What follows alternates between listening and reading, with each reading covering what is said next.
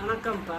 நம்ம உடம்புல உள்ள எலும்புகள், பற்கள், இடுப்பு பக்கம், இடுப்பு எலும்புக்கெல்லாம் எல்லாம் உறுதி அடையணும்னா, கேழ்வரகுல அவ்வளோ கால்சியம் சத்து இருக்குது. அதை நம்ம யூஸ் பண்ணணும். எப்படின்னா, கேழ்வரகு பால் அப்படின்னு சொல்லுவாங்க.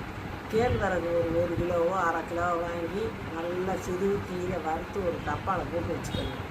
போட்டு வச்சுக்கிட்டு டெய்லியும் ஏதாவது ஒரு நேரம் ஒரு ஒரு ஒருத்தருக்குன்னா ஒரு ஒரு கைப்பிடி இப்படி பிடிச்சி இப்படி போட்டால் போதும். அது பிடிச்சி தண்ணிக்குள்ளே போட்டு ஊற வச்சுருங்க.